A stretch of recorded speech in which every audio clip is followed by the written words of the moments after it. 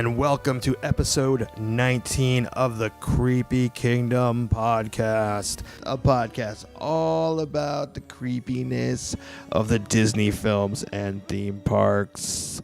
I am your host, Mr. James H. Carter II. Coming up in this episode, Annie from Annie and Danny's Fast Pass podcast joins me to discuss the creepiest parts of the theme park attraction. It's tough to be a bug. But before we get into that, I just want to give one last push, one last reminder that you can still contribute to the Kickstarter campaign for the Dark Side of Disney documentary that filmmaker Philip Swift is trying to create.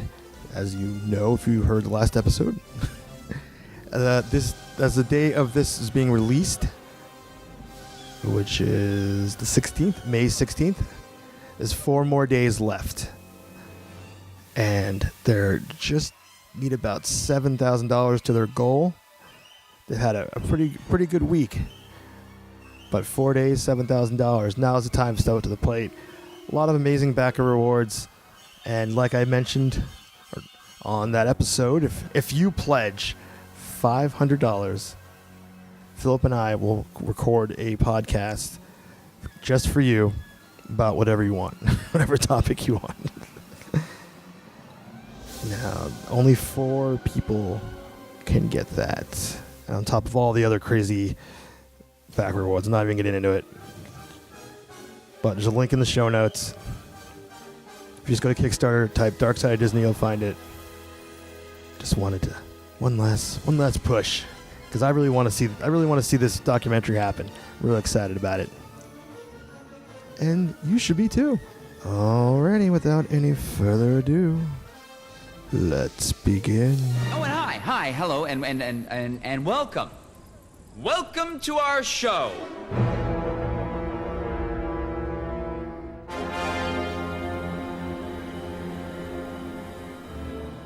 Hello there, and welcome to the first ever edition of the Creepiest Attraction.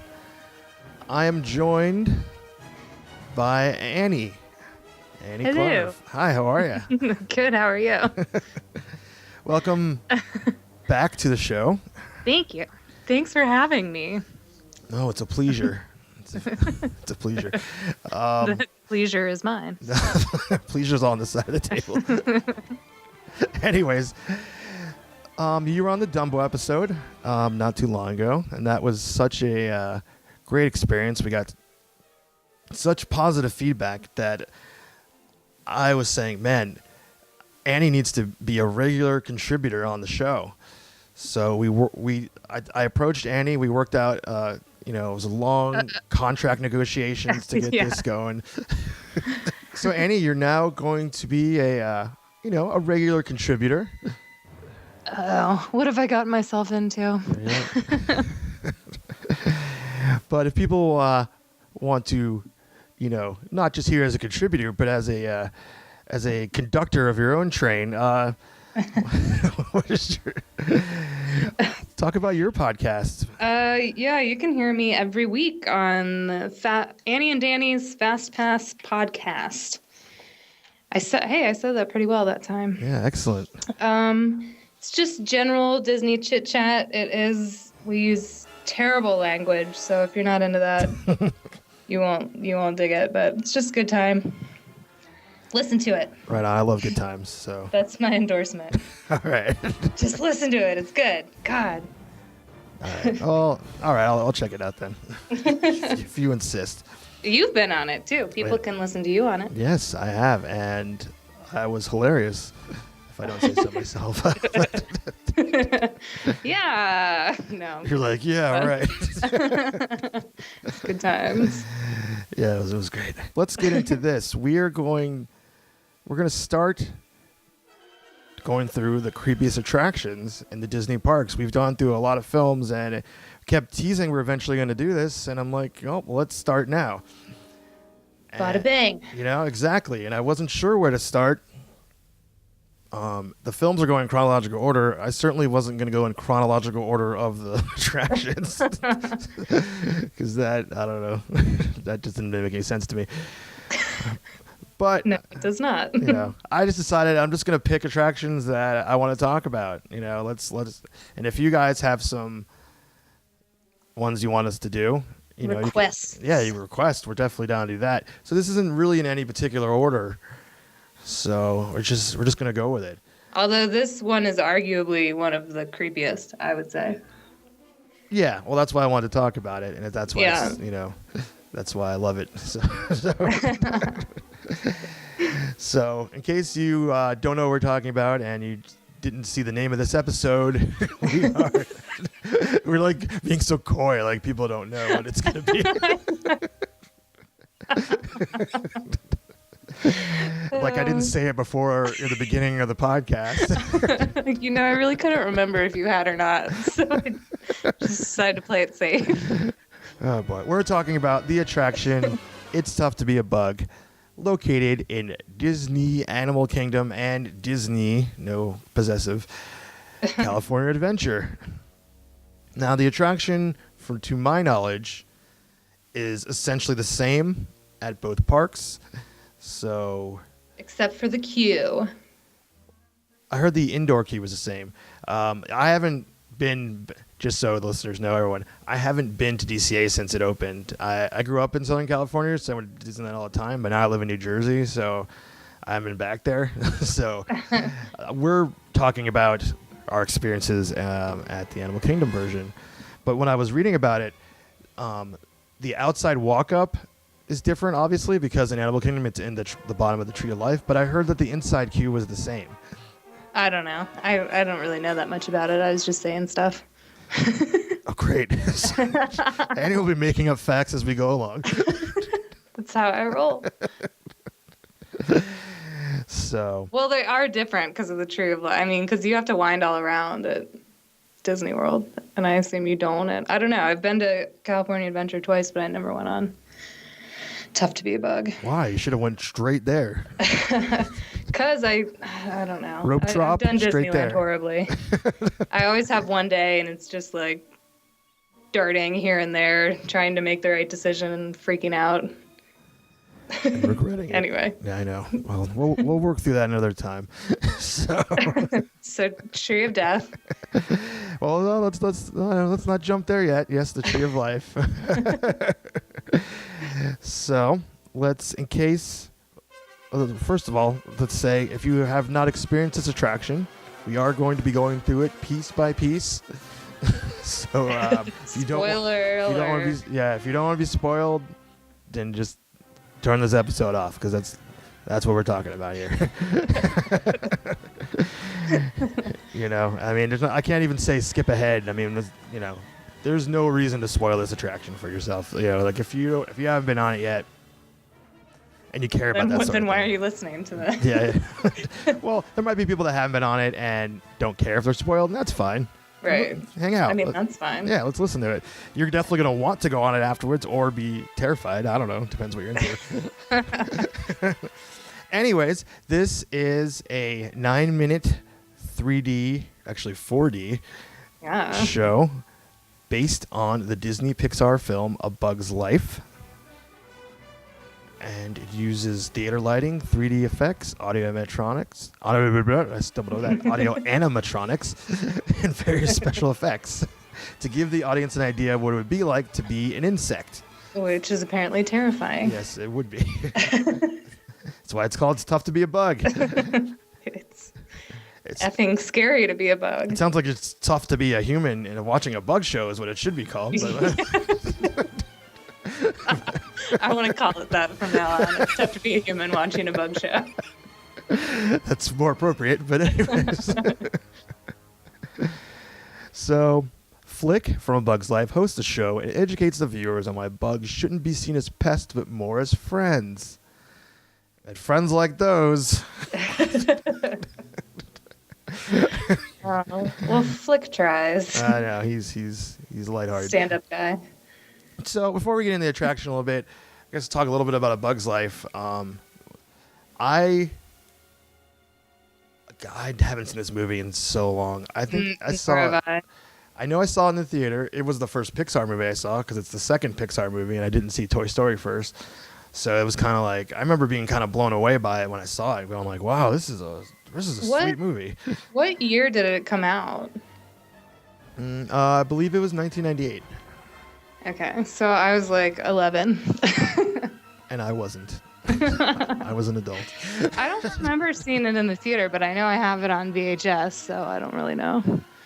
Yeah, I know I bought it on VHS when it came out because I was like, "Oh, I love this. Let me get this so I can keep watching it." I don't have it anymore for some reason, but which I do have a big VHS collection, so I don't know why I don't have it. But I have everything up to Hunchback.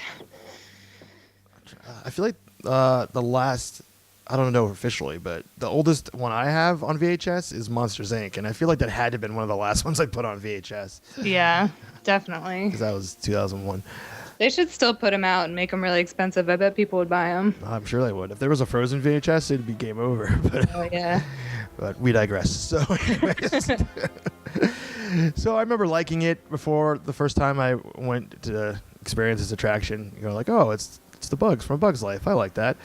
But I had vague memories of it. I remember the main villain, Grasshopper, being a jerk. You know, but Yeah. but I didn't really remember didn't really think that it was scary. You know, or No, I just really don't remember it very well. But sorry if I'm preempting something you're going to cover, but am I wrong in having the thought that the 3D show started before the movie came out? Isn't there something to that effect? Yes, no, you are preempting something. You definitely are, but not too much longer. But we'll get into that later. All right. Essentially, the film A Bug's Life and the attraction were being developed simultaneously. So, Okay, I knew there was something yeah.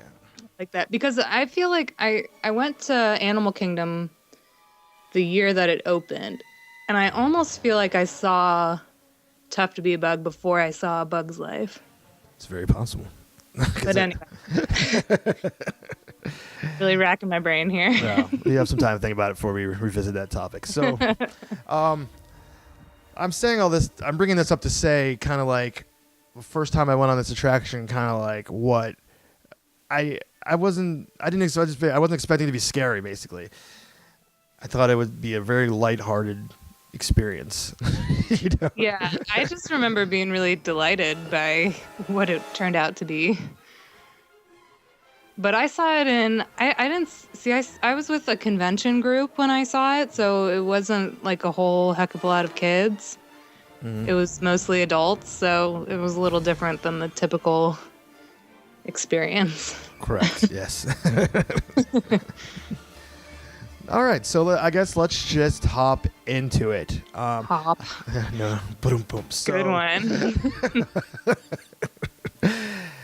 I debated whether or not I should include the queue in my points here of any attraction, but I decided that I am going to because we're kind of talking about not just the attraction of its own merit. We're talking about the experience that we had, and sometimes the queue is part of the experience. So let's get started at the queue. It's at the Tree of Life, which is the icon in Animal Kingdom, the huge tree. It's at the bottom of it. Right. So, you know, the castle, if you will, of Animal Kingdom. So, of course, you know, you're naturally drawn to want to go to it. Once you get close to the tree and you're like, oh, there's an attraction here. Sweet. You see the sign for It's Tough to Be a Bug. You're like, let's go in here and see what's up with this. And the first thing you encounter is a warning sign. And it says, first of all, I could not find a clear picture of this. I only saw the warning sign in the video. Don't I have it on my blog? I don't thought think I they. did. No, you don't. You Anyway. don't. So I can't recite it word for word. But really big, bold letters, it says humans beware. Yeah. And, you know, it kind of gives a synopsis of what's going on there, but it says basically lots of frightening things going to happen. Then there's like the big exclamation point, you know, shock symbol or whatever, you know, children may be frightened. Yeah. And Well, everybody's like, eh. Yeah, I feel like a lot of parents take that little warning sign for granted. They cry wolf on that one a lot. Yeah. That's on a lot of Yeah. attractions that doesn't really need to be. I mean, children can be frightened by wind, like Right. Well, wind can be scary sometimes. yes, it can. James. I know. I meant a light wind. Anyway, so Some of us are very delicate. I know, but there should be. But it just says they may be frightened, and so Yeah, it could say will. yes, children will become frightened. Possibly extremely. So I gotta give it. I'm not gonna give every attraction's warning sign a point, but just humans beware one. That kind of stuck out to me. So I was like, okay. Yeah. So as you walk down the queue, we're actually gonna reference your blog post, which you wrote. You have a Woohoo. blog, the B Ticket blog. I do. I haven't updated in a long time. Yeah, you keep but I saying really that, but you at haven't. some point, I promise. And you. I mean, we're not going to go through the whole article right now. I just want to stay on point going through the attraction. But one thing you pointed out, which I was actually going to leave out of my list, but I'm like, this is really funny. Is actually there's a bunch of nets over you as you're walking towards the attraction as you're still outside. So why don't you explain what the nets are about? I guess parts of the tree were falling off. I don't think it was that serious. It was more of just a precaution to put the nets up so nobody would get hit with falling tree shrapnel. But it's to prevent you from getting hit with falling tree limbs, Fig trees, etc. Yeah. Yes. which you affectionately refer to as the tree of death. Yes. Dun dun dun. So I don't know if most people know why those nets there or not, But Yeah, they probably think that it's just sort of like a decorative decision. yeah, or like a bug net, to Yeah. keep bugs off the porch. Or in this case, Exactly. keep them in. A bug net. I like it. Is that what they call them? I don't know. Yeah, but they don't look like a net like that, really. It's like white, gauzy kind of Right. stuff. But anyway, Yeah, yes, it's a bug net. I was like, let's talk about this net for the next half an hour. I could do it. Moving on. All right, so you enter in there. It gets dark. It's kind of a cave. I'm not really. Yeah, that's kind of a cheetah for a creepy point. It's like you're going into what is the trunk of a tree. Obviously, it's going to be dark. Yeah, it is cave-like though. Yeah, but it's not. I mean, I feel like that's a cheat saying it's creepy. Well, and you have the bugs singing. That's kind of, I don't know. It sort of sets a creepy tone. I think. I don't know. If you want to give it a creepy point, I'm not. Because, basically what happens at this point is while you're waiting for the next show, it kind of sets a scene that you're in a theater where live productions are in the bug world. And there's all these posters up for, bug parodies of Broadway musicals. And the music. Auntie. Auntie, yes. Anyway. What are the other ones? My Fair Ladybug, Little Shop of Hoppers, Beauty and the Bees, Web Side Story. And I think these I didn't even give the posters a creepy point. I think they're kind of cute. No, the posters are not creepy. Yeah, But the audio, it's like nee nee nee nee nee. It's, I don't know, it's creepy. Right. So they're playing bugs singing. I still think that's cute. I don't know. But you could it could go either way. If you, I don't know. But they're doing singing Beauty and the Beast with bee noises. I mean. All right. I concede. I mean, the songs that they're singing aren't creepy. I guess that's kind of why I didn't think, Yeah. It's just bug sounds. I don't know. It sounds like little kids making weird noises and stuff. I don't know. I concede. All right, so that's not a creepy point. Concession. All right. Moving on. So, finally we enter the theater. And there's an announcer kind of telling people to walk on down the road, and every seat's a good seat. Move all the way to the end of the aisle. Blah blah blah. And when I rewatched the video, the one that I sent you, and one that I will put up in the show notes, I did notice the announcer giving a warning, which I couldn't really understand everything she was saying, but she did say that it was that things might get intense. Yeah, they even specifically say, like, exit to the, if you need to exit mid-show, go to the right. Like, I don't think they say that at Muppets, do they? No. That's your next clue. Right. That this is going to be horrible. I have no memory of an announcer saying that the times that I've experienced the attraction. Do you? I don't know. I don't know if it would have stuck out to me or not. Yeah, me either. But so, and again, even I'm trying to relive my first experience with this. Not but the first time going on, I still didn't think this was going to be that scary. And even though they might have said that, I'm like, what? The lights go out for a minute. Like that's kind of what I'm thinking about. Yeah. Like some lightning. Yeah. Something. You're like, the emergency exits are here and here. I'm like, yeah, there's not going to be an emergency. Like you're just kind of like tuning it out. You're so naive. Okay, so the show begins, and it's a mix.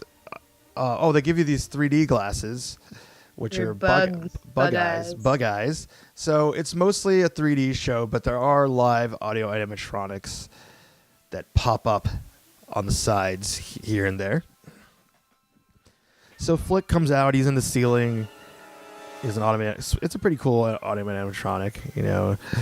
He comes out and is like, "You're like, hey, we're gonna do this. So let's get started." Essentially, like we said before, he's just talking about what that bugs should be your friends, and they can do all these great things for you. And right. And that's pretty much what he was saying. And literally, this has to be what, like less than a minute in, maybe 30 seconds. I don't know. A huge tarantula rolls up behind him. Yes. Brilliant. He's Go ahead. voiced by Cheech Marin. That's literally what I was about to say. Yes, it is. I was going to say brilliantly voiced by Cheech Marin. So random. Like, what, Disney? Surprised. No, he's popped. He was in Oliver and Company. Don't forget that. Oh yeah, I did forget that. Don't forget it. Never. Isn't he in Cars too? I don't know. I don't really do Cars. I don't do it. Whatever. Isn't he? I think he's voiced Ramon in Cars. He pops up in Disney stuff. It's not that random. I know. That's my no, point. I don't know. Never mind. Concession. Yeah. I'm not gonna let you say things that aren't true. See, on my show, Dan doesn't know anything either, and so we just sit around going, "I wonder." Anyway, I'm educated. Anyway, so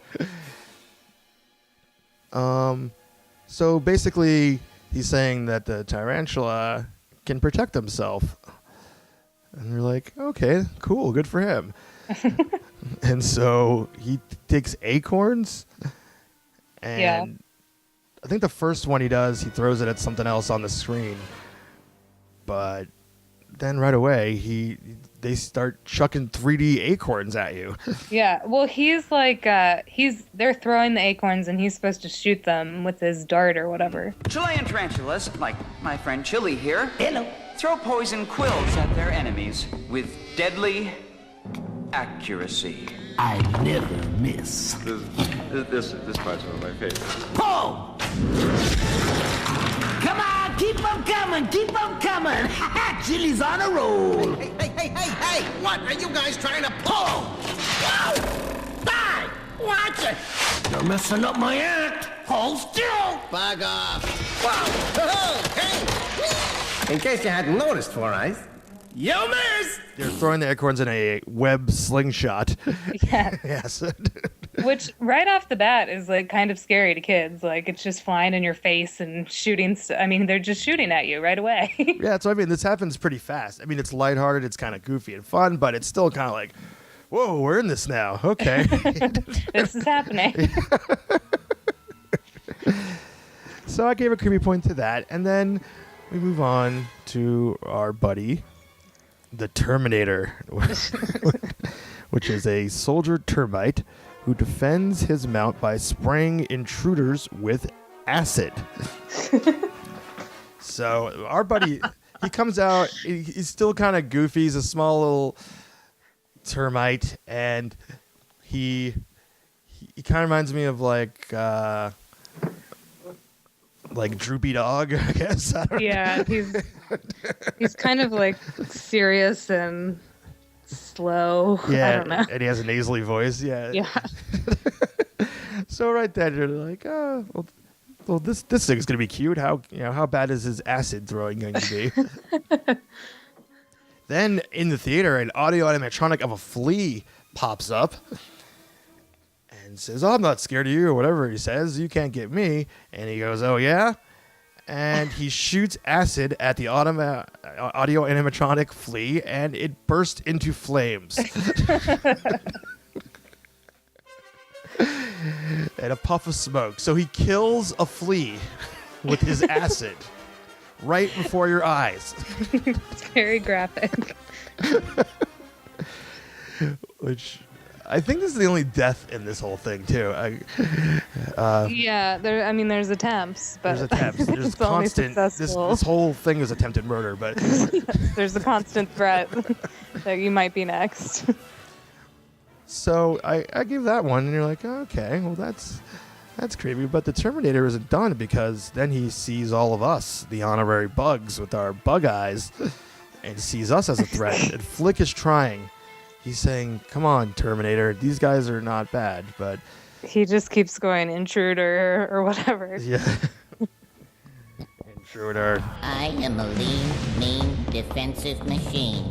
I am the Terminator. You couldn't hurt a flea! Oh no? I detect more intruders. No, they're not intruders. No, they're honorary bugs. No. Intruders must be terminated. No exceptions. Obviously, you know what's going to happen next. The Terminator throws acid on us, which, water sprays us. And, that's just something I never really... That always gets me. Anytime any attraction sprays water on me, I'm like... I'm okay with it, but we're 2 for 2 on attempting to kill us now. Yes. So far, the tarantula, acorns, and the acid. Yes, 2 for 2. It's only going to get worse. Right. The next thing is like a stink bug comes out, and he makes some stink, stinks, and then whatever. I didn't really give that a creepy point, No, it's just, That is kind of wheeling it in a little to the cute side, I guess.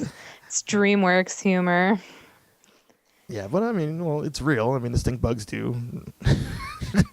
I've never had that. They just come in my house and die. I've never had one. Well, the stink bugs make stink when you kill them, actually. But they just come in and die on their own. I don't even have to do anything. Oh, well, they do stink. So take that, stink bug. All right, well, they might not fart in your house, but they do stink. I don't really have a memory of the odor of this, do you? Not really. It's funny because I can picture the chili dog burp and like the skunk in Figment. Yeah. But this one I don't really. I think it's just general gross smell. Yeah. So there's that. But anyway, not creepy. Yeah, not creepy. So then very abruptly, everything goes kind of dark, and a huge, amazing audio animatronic of Hopper appears. Now, Hopper is a grasshopper, obviously, and he was the villain in A Bug's Life, voiced by Kevin Spacey. So just imagine an angry Kevin Spacey voice. And I don't even remember the plot of A Bug's Life right now, but I think it's your typical ant and grasshopper tale where the grasshoppers take all the ants' harvest or whatever, and the ants rebel. Right. Okay. There we go. So he's a jerk. He's mean. He's Yes, very much so. Very villainous. I like it. Yes, he is straight up a villain. He doesn't get much love. Hopper, whatever. Isn't there some sort of impressive thing about that audio animatronic? I don't know any tidbits on it. I know it looks impressive though. I don't know. I feel like there's something about it. I didn't come across that, but I don't know. But anyway, well, I think the Stitch audio animatronic beat it at whatever it was. I feel like there was something about all his arms moving, or I don't know. Anyway. Oh, it is very impressive. Yeah, it's super cool looking, and super scary looking because he wants to kill us. Right. Oh, yeah, I get, because and I guess that does come into play here because it actually, Flick, he pops his head out of the ceiling and you see just his head, and it looks like a basic audio animatronic. It looks cool, but this actually looks like something has appeared lifelike in front of you. Yeah. Well, and he pops out in smoke, and it's very dramatic. And it's very big. I mean, comparative to humans. We also want to say, if you haven't experienced this attractive, that this animatronic is probably 4 feet. Yeah, I would say. So it's not like a little bug. So. Big. Flick. What are these humans wearing on their heads? Oh, I made them honorary bugs. Honorary what? No. They're our biggest enemy. So he's all pissed. He's like, what are all these humans doing here? They try to kill us. And he's just like, and Flick's like, no, they're honorary bugs. He's like, oh, yeah, not really. And then it's like, I don't know how he segues into it, but there really isn't much of a segue at all. Because this is, to me, when this part started, the first time I saw this, you could have seen the hearts in my eyes. I was like, this is amazing. Because everything just the music gets intense. Yeah, it changes. And that's when the kids start flipping out. Yeah, that's when the children start getting filed out. Yeah. It's like the beginning sort of makes them uncomfortable, and then this just turns it up. Yeah, it turns it up. You're going to say ratchets it up? Yeah, why can't I say that? Ratchet. I can't do it. It's a tongue twister. Anyway. Ratchet. There we go. So, yeah, Ratchet. There you go. You got it out. So, Just call me Ratchet. Yeah, I did. So Hopper. I keep want to call him Hop, but that's the bunny, the Easter Bunny movie. Dude. They start showing this film that shows how humans have viewed bugs, and it's really cool because it shows all these 60s and 50s clips from B movies, kind of showing exploitation, giant bugs taking over the world. Yeah. Still don't get it? Well, then watch this. You humans have always seen us as monsters. If you had it your way, you would destroy us all. But you never will, because we outnumber you 200 million to 1. The whole film, I just kind of gave it. It was creepy, for sure. Yeah. Well, and then that weird bug spray thing. Oh, we didn't get there yet. You jumped the gun. My bad. You jumped the gun. I mean, there's so much rapid fire creepiness in 30 seconds here, but we're slowing it down, man. We're going to appreciate each step. Concession. So then he goes, now it's time for you humans to get a taste of your own medicine. So then a film that looks like it's still one of these B black and white movies is like a housewife holding a fly swatter comes out of the screen and starts swatting at you. So right there, you know what fly swatters do. They kill bugs. So he said, you're going to get a taste of your own medicine. So essentially, you're trying to kill you with a fly swatter. And, I mean, the 3D comes out, but, you do feel the swipes. There is an air effect on there. Cool. Maybe it's time you honorary bugs got a taste of your own medicine. Unfortunately, the fly swatter didn't work. So now he goes, now you're going to learn about bug spray. which is it's so cool. So so this just can of generic bug spray that I don't know if it says bug spray, but it's got like the cross and skull, like on it, and it comes up to this, like he's about to spray it, and then the entire theater gets filled with fog, and the strobe lights are going off, and it's very disorienting. What? You're still alive? This means war! The first time I experienced that, I'm like, wasn't it like a minute ago I was watching a little bug do farts, and now I'm like in like a haunted house. Like it really has like a very menacing tone. Like you should feel like you're in danger. Yeah, and because you are, because he wants to kill you. Because he wants to kill you. I mean, like you already were almost dying when they weren't trying to kill you. Right. And now he's just straight up like, now you're gonna die. We're gonna get you. Yeah, we're not mincing about anymore. So the bug spray doesn't work. So then you can't really see because the fog is so thick. You just hear him, and he goes, "Hornets, arm your stingers and attack! I'm going in for the sting!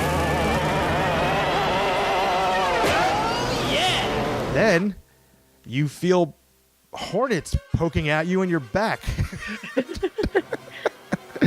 And if this didn't send children over the edge before this point, yeah. This is when they start filing out for real. Like this is like I mean, seriously. And I don't even like it. I sit forward in my seat, so I don't feel I cheated last time too. No, there's really nothing to like about it. There's just something poking you in your back. Yeah. Yeah. I mean, it doesn't hurt, but it's just it's awkward. It's weird. It's unexpected. Yeah. You kind of trust when you sit down on a seat that it's not going to start poking you. That's an unwritten contract we have with chairs. Gosh, rude. So yeah, that's a little. And if the hornets didn't get you, oh my God. These giant Black Widow spiders drop from the ceiling. You're over your target, Black Widow spiders! Jump!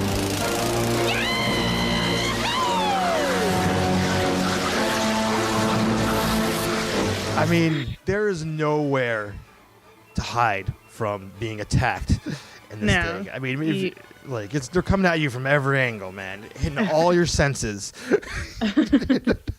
It's just like one thing after another. It really is well done. It has to have been intentional. I know we'll probably get there, but right. I mean, all of these last few things we said happen like it has to be 30 seconds. Oh yeah, there's no rest to sort of giggle and regroup. It's just like boo boo boo. And it's incredible. So, and then eventually Hopper, I forget, he says he's about to do something. I don't know what it was he was about to do. But right as he's about to do it, a lizard comes and he eats him, right? He's giving this grand sort of dictator-like speech about how they outnumber us 1,000,000 to 1 or some ridiculous number, and how we can't possibly win and they can't be stopped. And right as he says they can't be stopped, the lizard eats him. Right. Well, tries to eat him because he gets out. He gets out, which again I thought that was kind of like I thought that was a cheat. I kind of, you literally have been trying to kill us this whole time. Yeah, I mean, just go ahead and make a little swallowing noise and have that be it. But he gets out, and then, and that's the last I see of him for some reason. I don't know. Yeah, he just kind of I'll get you next time, and is gone. But I guess I didn't want to kill him off since this was tying in with the film. Yeah, that's true. Oh my God. Yeah. So we regroup. Flick comes back, and talks about the finale. And I believe from here it's just this we have. The I don't know. I mean, it's really just the song, right? The Polynesian the song. song. They're Yeah. like rolling on dung balls. Yeah, it's like a grand finale. They're singing the song about how, bees are pollinators and it helps because we wouldn't have food and they eat poop. they eat poop. More DreamWorks humor. I'm sensing a real like derogatory tone towards DreamWorks films from you. I just say what people say.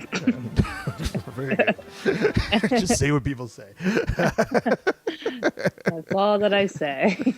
But I don't. I mean, I'm not. There's a lot of DreamWorks films that I thoroughly enjoy. But anyways, besides that, just other people say it, and I think it's funny, so I say it. I don't really feel that. I'm not defending DreamWorks, but I will say that the thing you're talking about, it's all like kind of accurate stuff. Like it's actually talking about stuff that bugs do. Right. So it's not just like a cheap joke. No, it's funny, but they do that whole shoulder high waist. Yeah. But anyway. So it's a fun ending. Yeah, so you're like, you end on a good note. Well, sorta. It's not over yet. But it's fun and singing and okay, and we can all take a breath, and there's the show, and it ends. And as soon as it ends, announcer comes on, says, "Your attention, please. We ask that all honorary bugs remain seated, so the beetles, maggots, and cockroaches may exit safely." Potty.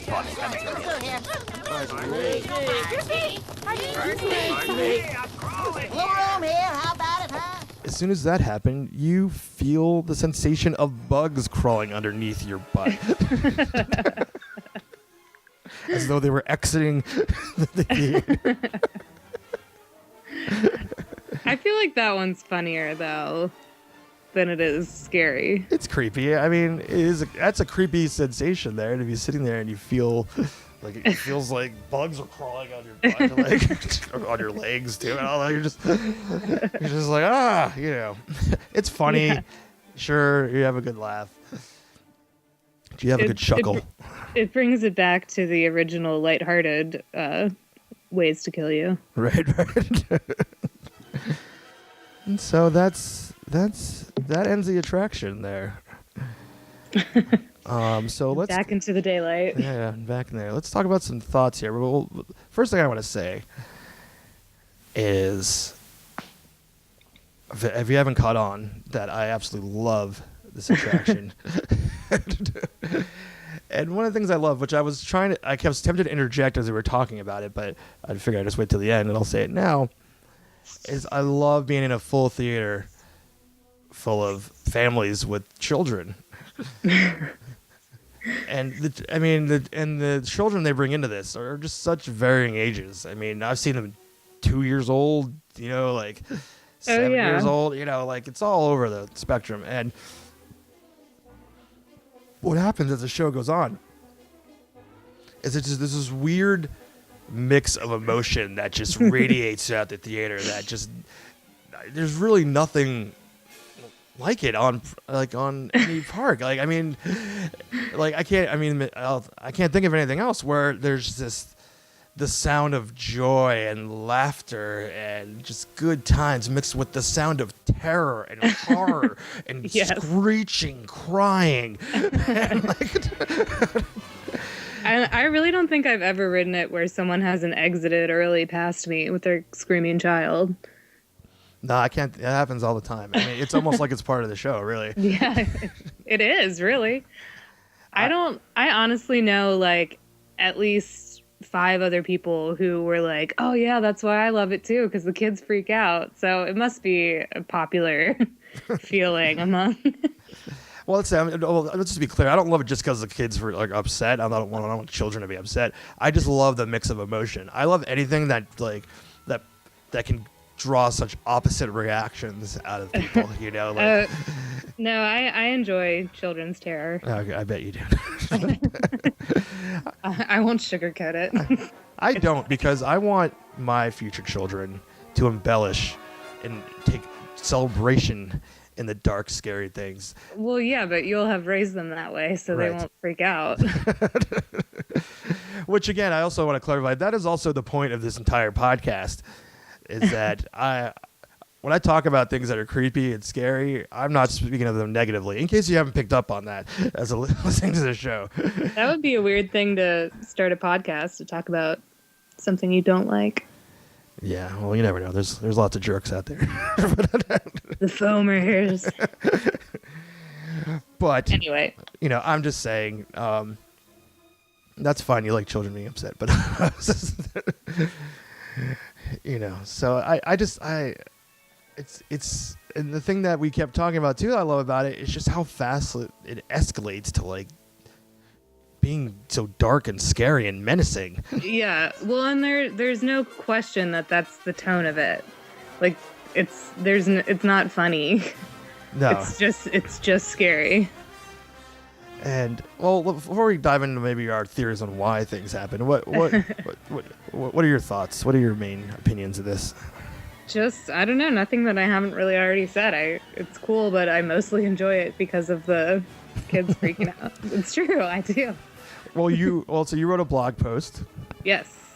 About this. So why don't you talk about a little bit what you were discussing in that? I just mostly found stupid reviews that people wrote about it, about their kids being scared, or like so many people. One person was claiming that the hornets broke their skin, which I do not believe for a second. Unless their skin is like as thin as paper. Yeah, they're like hemophiliacs. But let's see. Somebody said that their son had a panic attack, and I don't know. And I was sort of being sarcastic, joking about like, if only there was some sort of warning that this is frightening. Like, I don't know. Yeah. And I also sort of mock how it is clearly trying to scare the crap out of you. I mean, it has to be intentional. They had to know it was going to be how it is, right?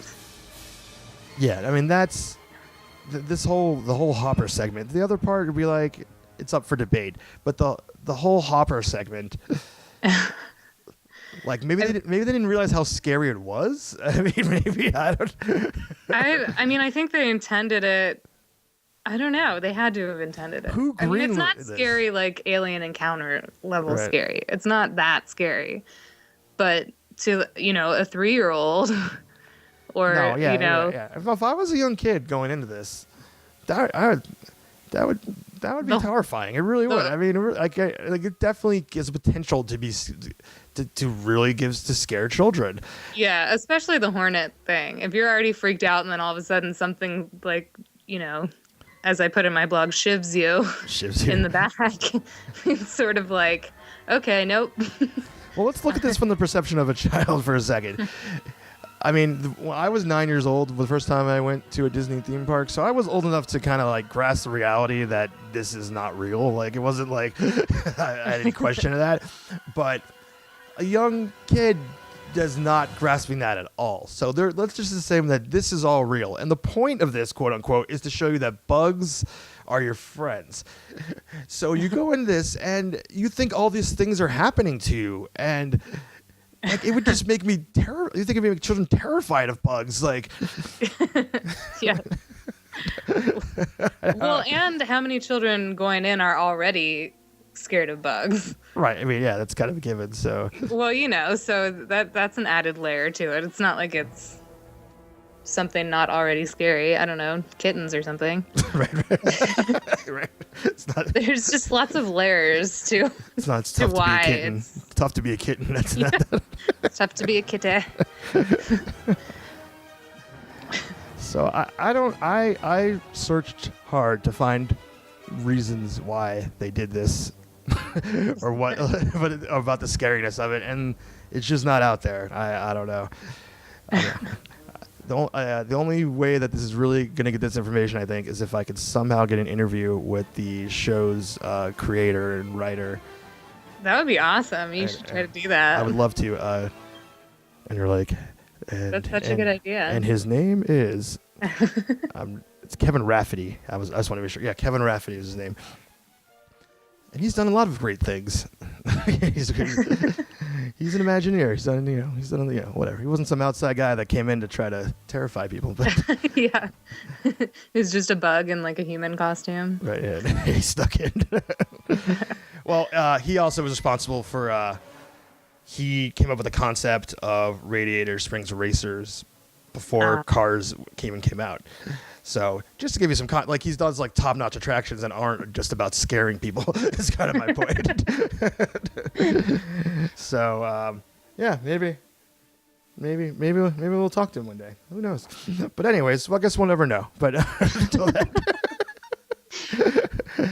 But here's what we do know, because it's time for creepy trivia. So back to a little bit what you were saying before. The attraction opened up at Animal Kingdom 6 months before A Bug's Life came out. Okay.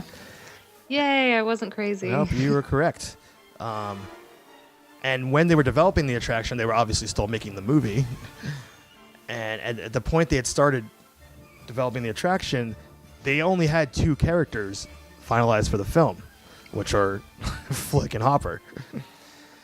Ah, interesting. So they created all these other characters just for the attraction, but they were working with the filmmakers to make sure they were still kind of in the universe, in the world there. Right. So, but then obviously this all opened up at DCA in 2001 when the park opened. So obviously Bug's Life had been well open there. They should sell plush of chili. That would make a great plush. The tarantula? I can't even talk. Tarantula? Yeah, it's the tarantula. That's so fancy. I'd like a plush. That'd be cute. I can't do accents. Well, the funny thing about it was, not about that, not about the plush, but about moving on from that topic. Was when they opened up in DCA, they hadn't created Bugs Land, which is a bunch of kiddie rides themed to Bugs Life. That opened up a few years later. So they decided to open up DCA with this attraction. That's kind of interesting. I couldn't find any reasons why they did that either. Like it was... Well, like you can't find reasons for a lot of things that were at DCA when it opened. I know, but I mean, it's just weird they decided to duplicate that like right out the gate. I guess they just thought, why not? I don't know. It is sort of random. Yeah. It doesn't have nothing to do with California, like it's like, or whatever. Yeah, so that's just kind of weird. I don't know. But there are bugs in California. Yeah, there certainly are. So there you go. So another, yeah, you could put it anywhere. You could put it in Disney's America in Virginia. Ever heard of that theme park? Disney's America. Have you heard of that? No. Was that the one that? No, maybe. No, it was a proposed theme park in the 90s that wasn't built. It doesn't exist. Okay. Then yes, I have heard of it. All right, but I can't remember stuff. Doesn't matter. You brought that up. That was not my fault. It was a throwaway joke. Anyway, So another creepy trivia, is that some of the sounds of people screaming in the theater are actually coming from the speakers. Mm-hmm. So I don't know. Could you tell that? I couldn't tell that before I found that out today. I feel like I maybe knew it already for some reason, like a while ago. I don't know. It doesn't.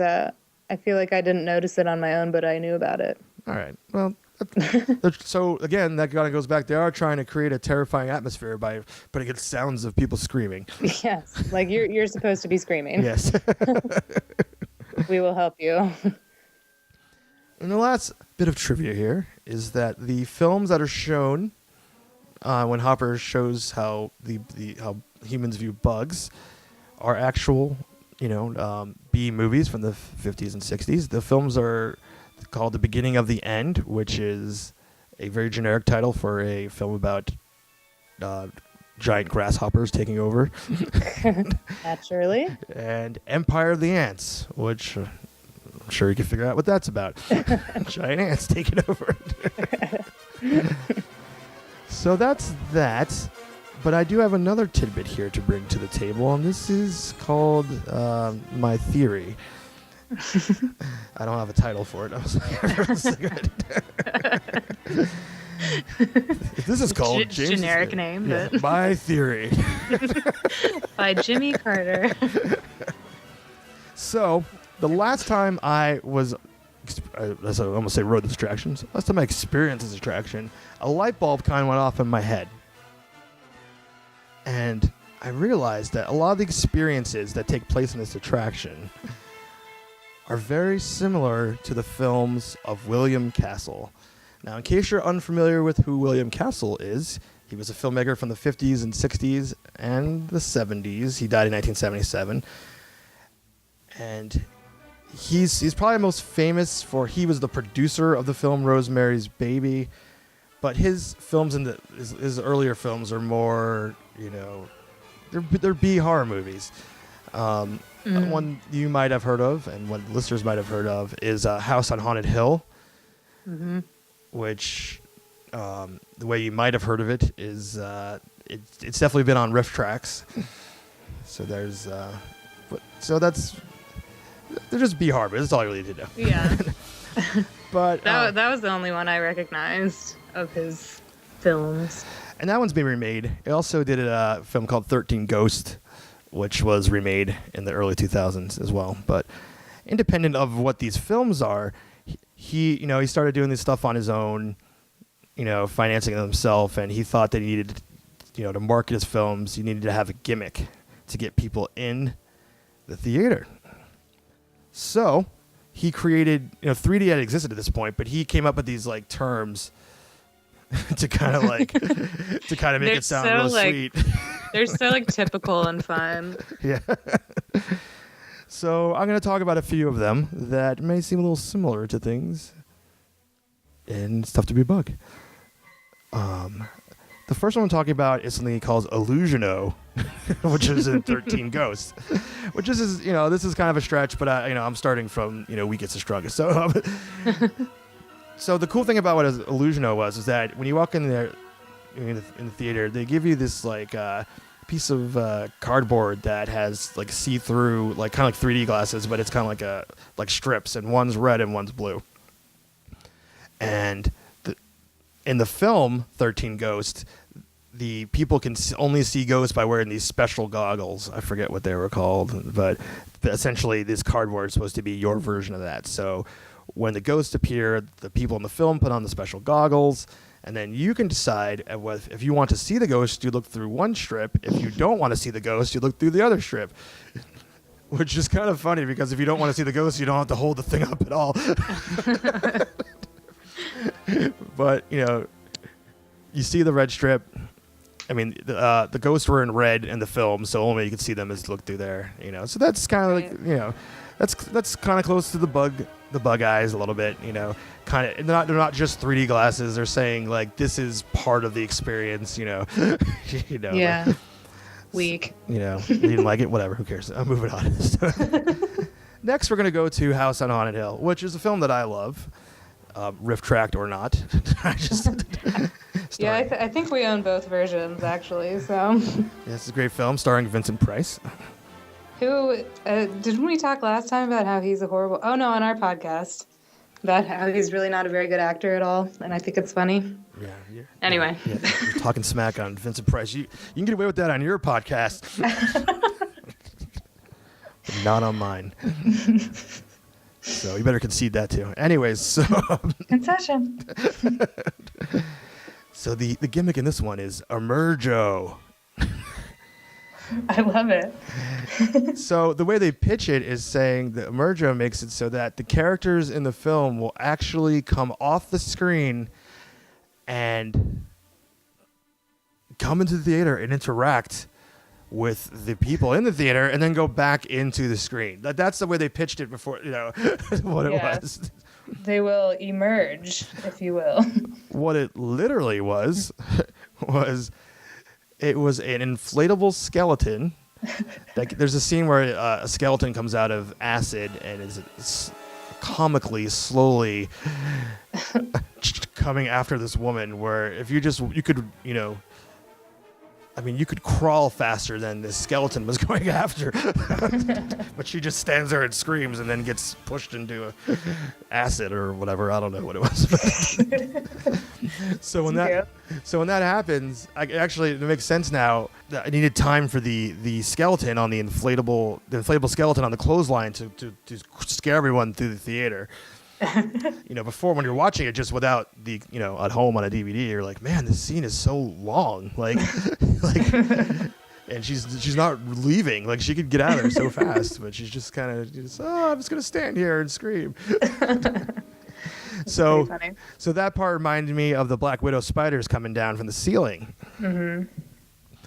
But this main part here, this is the one I'm saving for last. This is the one where I'm going, they had to have been influenced by William Castle for stuff to be a bug. And this is, if I ever get to interview Kevin Rafferty, I'm going to ask him. I couldn't find any connection. Online, I listened to podcast interviews. I was like, there has to be a connection. And it's not out there, but there has to be. I'm so curious to know the answer to this. So there's a film called The Tingler. And the gimmick of this one was called Percepto. And so what the Tingler was it's this little, it's like not little at all. It's this parasite basically. This huge kind of bug looking thing, maybe about the size of a lobster, that gets into your spine and it tingles your spine. And if you don't scream when you feel it, it will kill you.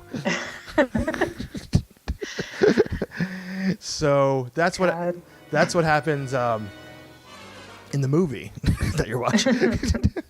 There's a point where the movie kind of stops and a quote-unquote announcer comes over and says, warning, attention everyone, the Tingler is loose in the theater. The Tingler is loose in the theater. Now we're talking about going to like your local movie theater. We're not like in a theme park here. Right. I mean, this guy, just before I continue, this guy did such amazing stunts or gimmicks. I mean, I think, I forget which film. It might have, that was House on Hill. He also had, one of his earlier films, he had people that could sign a certificate for $1,000 life insurance policy in case they were scared to death watching the movie. He had a thing in another film called A Fright Break, where for the last 15 minutes of the film, he says it stops and is like a stopwatch that goes, and it says you have 45 seconds till it continues. If you're too scared, you can now leave the theater and get a full refund. But when you get a refund, you have to sign a I'm a coward certificate and stand in the coward's corner of the theater and with holding a sign saying I'm a coward as all the people that just watched the end. That's the only way you got your refund. Love it. Yeah, this guy was awesome. Amazing. So anyways, back to the Tingler. So then you see kind of like the silhouette of the Tingler like on the projector, as though the Tingler is now in the film projector. Which, side note, this has nothing to do with Disney or anything else like that, but I just want to bring it full circle because why not? That happens in Gremlins 2. So the new batch. The new batch, yes. Where there's a point where Gremlins supposedly have gotten in the projector and they take it over and you see them in the in the thing too. And I just thought of that movie the other day because I was being taught at work how to do something, and he was like, "You have to create a new batch." You're like Gremlins too. I held my tongue, but right. It's about to be the Gremlins. Anyway. So that's all good. There's a documentary about William Castle called Spine Tingler, and in the documentary, one of the many great people are interviewed, like John Waters, for example. John Waters says The Tingler he thinks it's the greatest film of all time, so that's what he thinks of that. But also interviewed in there was Joe Dante, who was the director of Gremlins. So obviously that was a tribute to The Tingler. Like, there's no way that wasn't full circle. Yeah, so there's my full circle. I like it. So The Tingler's loose in the theater. So what does that mean for you? They had randomly installed buzzers on random seats in the theater. They're kind of equivalent of hand buzzers, so it wasn't like bolts of electricity or anything. So let's take a step back and really appreciate this. Like a movie theater agrees to throw a movie, like, oh great, we need to come in and install buzzers into random seats. Awesome. It was amazing. So obviously the buzzers are very reminiscent of the hornets stinging you. Yeah. I couldn't help but think this whole time, like, I bet you couldn't do anything like that anymore because of social media. Oh yeah, no, there's no way. The secret would be out like all over the yeah. Yeah, like immediately. And in the documentary, he said when he would release films, they would actually go town to town, and he would show up. So, like, it wasn't even all released at once, you know. So it was kind of like a traveling carnival movie. So that's my theory: is that this was heavily influenced by the gimmicks of William Castle. I like it. I really want to know what he would say. You could at least ask him, even if he wouldn't come on the show. Maybe he'd at least answer the question. Yeah, well, I'll try to track down Kevin Rafferty. If you're listening, I'm sure you are. You know, get at me. You know. Now you sound like Dan. Why? For get at me, or are you listening?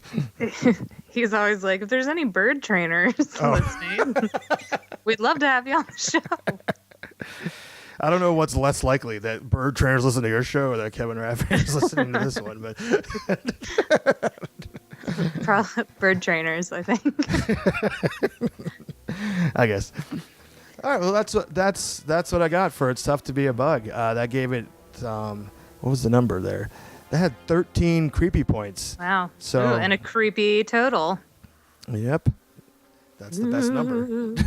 To be creepy. So yeah, so that's about it. But before I dismiss you, I allow you to leave, you're gonna have to sign a coward's certificate. All right. You and I actually have something we're planning. And dun dun dun. And we're gonna kind of like tease it here for the first time. So this is kind of exciting, right?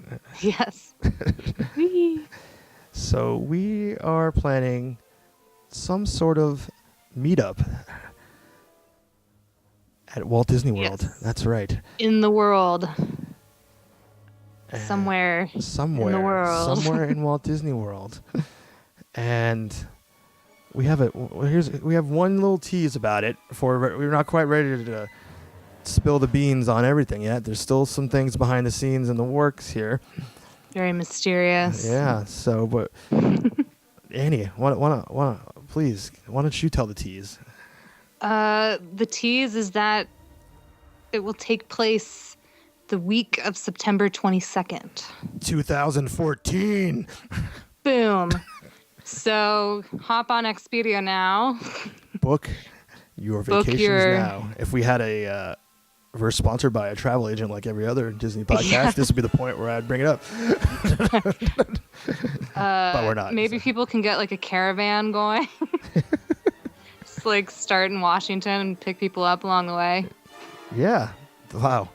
If that happens, I'm gonna join that trip.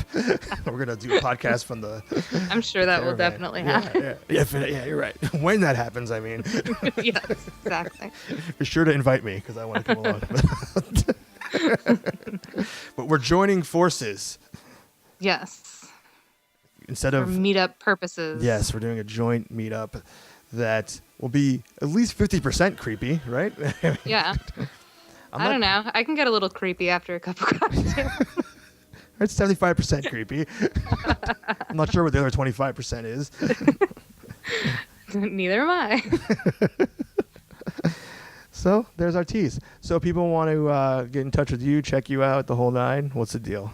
You can find me on Twitter at DJPHOB. That's DJ Phobe. Or you can find our podcast at Fast Pass Podcast. And if you search Fast Pass Podcast on iTunes, you'll find us there, on Stitcher, wherever, however you like to do it, we're there. Check it out. It's good stuff. Right on. Right. You've become quite the pro at pitching yourself, man. I'm really proud of you. I'm just like, it's good. We talk about stuff. I don't know. Let's do it. Excellent. Alrighty. Well, thanks for having me, sir. And thanks for being on. And remember, it's tough for a human watching a bug show. At this time, gather up your personal belongings and take your small grubs by their grubby little hands as you exit. Thank you.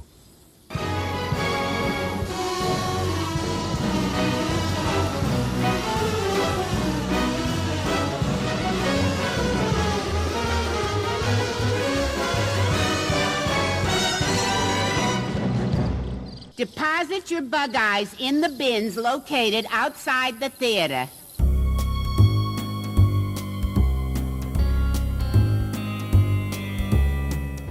Alrighty. Links to Annie's article about It's Tough to Be a Bug and more information about the documentary Spine Tingler, the documentary about filmmaker William Castle, will be available in the show notes for this episode 19. Coming up in the next episode, we begin our final countdown to Maleficent. Sarah and David from Fresh Baked Disney join me again as we all prepare for Maleficent's grand arrival. If you have any questions, requests, comments, concerns, shoot me an email, creepykingdom@gmail.com. Hit me up on Twitter, follow, tweet at me, the whole nine, @creepykingdom.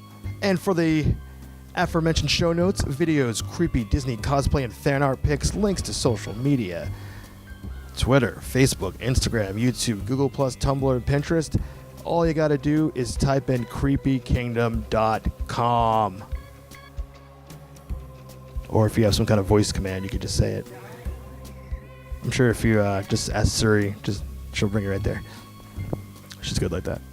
We're available in the iTunes store to subscribe and download and to write a review about with what? I don't know what that sentence means, but write a review. It'd be awesome if you did. And we're on the Stitcher application for your smartphone.